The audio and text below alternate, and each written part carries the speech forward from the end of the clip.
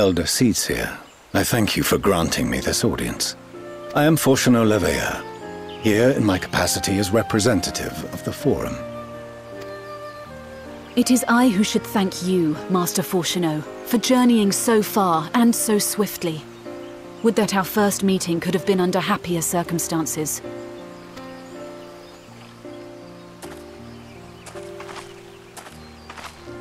It has been too long, Father. You look well.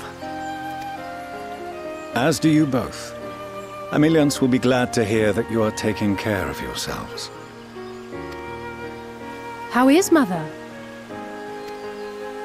She misses you terribly, of course, but is otherwise a picture of health.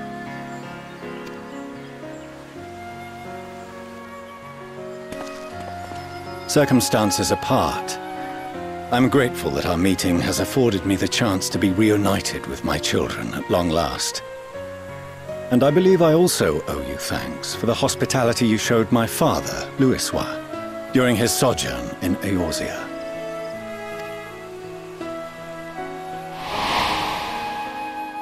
All thanks we owe to him. In the days prior to the 7th Umbral Calamity, it was your father's tireless efforts which granted us a means to vanquish the Primals. Were it not for him, our strength would have been quite spent by the time the Empire arrived. That Gridania still stands is in large part his achievement. He was a great man.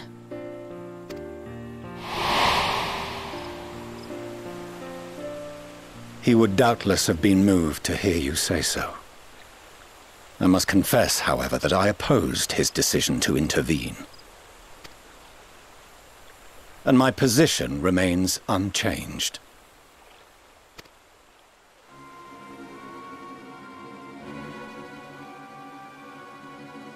To chart the course of history, not to change it. I am familiar with the Sharlayan stance. It is more than that. It is our way of life.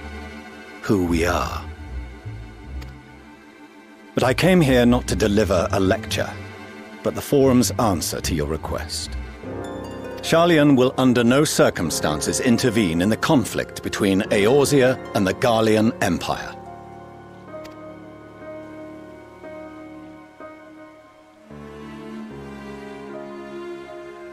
May I ask for what reason the Forum has come to this decision? The final days spell the end not only for Eorzea, but the entire world. The final days? Pray spare me your hyperbole. This conflict is no more than the latest in a series of petty squabbles between yourselves and Garlemald, one in which Sharlayan will take no part.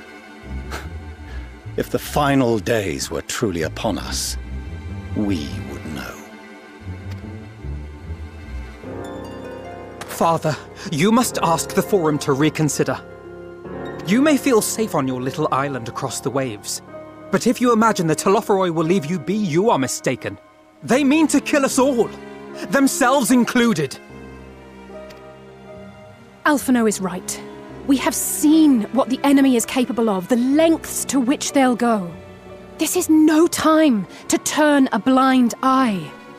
If Eorzea falls, so too will Sharlayan.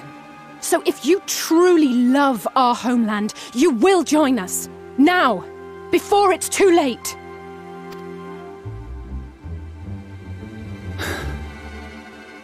I thought you knew better than to raise your voice to your elders. It seems I was wrong. Wrong to ever let you leave, Sharlayan. I consoled myself that your time abroad would instill in you some hint of restraint, of discipline. But I see now that Eorzea has made fools of you both. Have you forgotten why it was that I so vehemently opposed your grandfather's departure? For all his wisdom, his only solution was to go to war. Death, devastation, ruin. Even those who claim victory are scarred for life. What prize could ever justify such sacrifice?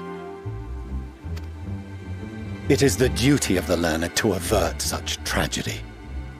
By fanning the flames of war, you forsake all you once held dear.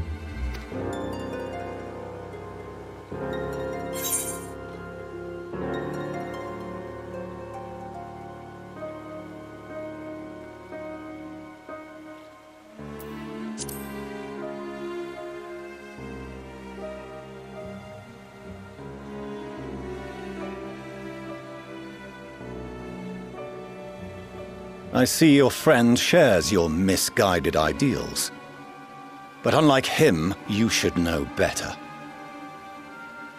By espousing such barbaric notions, you subvert the teachings of Sharlayan and place all we have worked for in jeopardy.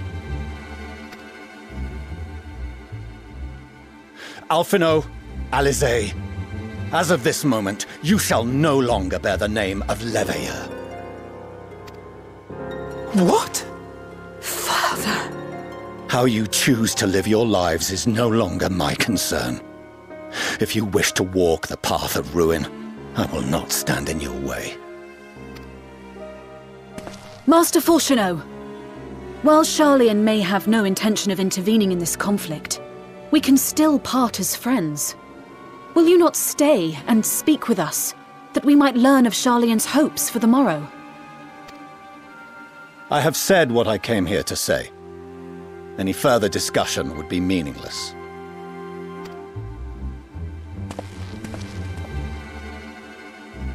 Father! Wait! Don't bother, Alisaie!